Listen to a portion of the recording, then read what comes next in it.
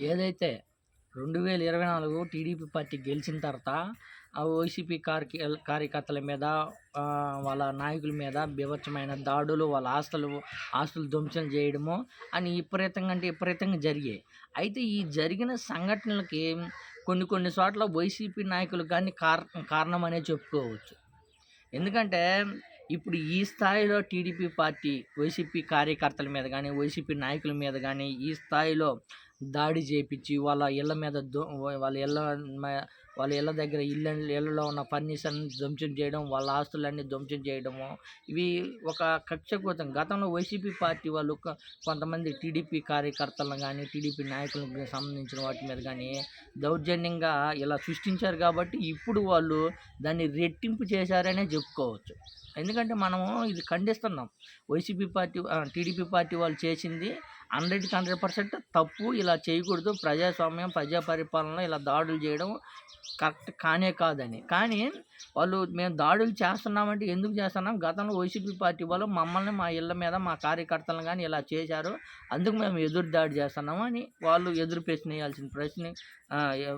ప్రశ్న వేసే పరిస్థితికి వచ్చింది ఇప్పుడు. అయితే గతంలో వైసీపీ పార్టీ తరఫునే నెల్లూరు నియోజకవర్గం రూరల్ కోమటిరెడ్డి శ్రీధర్ రెడ్డి గారు ఆ వైసీపీ పార్టీలో ఉన్నారు. వైసీపీ పార్టీ కోసం కష్టపడ్డారు. వైసీపీ పార్టీలో గెలిచారు. కొన్ని కారణాల వల్ల టీడీపీ పార్టీలోకి వెళ్ళారు. టీడీపీ పార్టీకి వెళ్ళిన తర్వాత పాపము మన ఏదైతే వైసీపీ పార్టీ ఆదాల ప్రభాకర్ రెడ్డి గారు వాళ్ళకి సంబంధించిన వాళ్ళు ఏదైతే కోమటిరెడ్డి శ్రీధర్ రెడ్డి గారి వాళ్ళ భార్యని, పిల్లలని బాగా బీభత్సంగా టార్చర్ చేసి వాట్సాప్లో చూడలేని విధంగా వాట్సాప్లో వీడియోలు పంపించి వాళ్ళకి చిత్రహింసలు పెట్టేదాకా వాళ్ళు బాధపడే విధంగా, రాత్రులు నిద్రపోలేని విధంగా వాళ్ళని హింసకు గురి చేశారంట. అదేవిధంగా ఇప్పుడు ఏదైతే కక్ష సాధింపులో చర్యగా కోమటిరెడ్డి శ్రీధర్ రెడ్డి అన్న గారు కానీ దాన్ని ఖండించకుండా మేము అటు కక్ష సాధింపులు పెట్టుకోము, గతంలో మాకు ఇలా జరిగాయి అందువల్లనే మేము బాధపడుతున్నాం, కానీ మేమైతే కక్ష సాధింపులు చెయ్యము అని కోమటిరెడ్డి శ్రీధర్ రెడ్డి గారు కానీ పాపము బాధపడుతూ చెప్పారు. ఎందుకంటే మహిళల్ని ఎంత గౌరవించాలో అంత గౌరవించాలి. కానీ గతంలో ఏదైతే ఆదాల ప్రభాకర్ రెడ్డి గారు వాళ్ళ ఇళ్ళ మీద ఏదైతే వాళ్ళ భార్యల మీద వాళ్ళ వాట్సాప్కి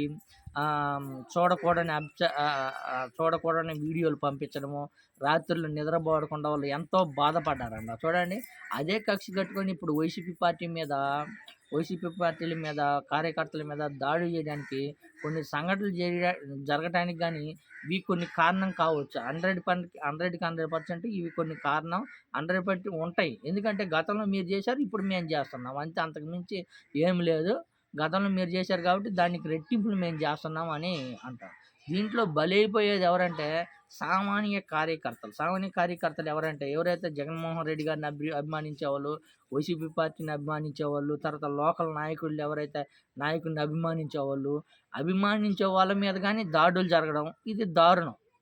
ఎవరైతే మిమ్మల్ని ఉసిగొల్పి, ఎవరైతే కక్షగట్టి మీ మీద చేశారో వాళ్ళ మీద దాడి చేయండి, కానీ సామాన్య కార్యకర్తల మీద ఏదైతే పార్టీకి సపోర్ట్ చేసిన వాళ్ళ మీద కక్ష కట్టడం అనేది దారుణం అంటే దారుణం అనే చెప్పాలి.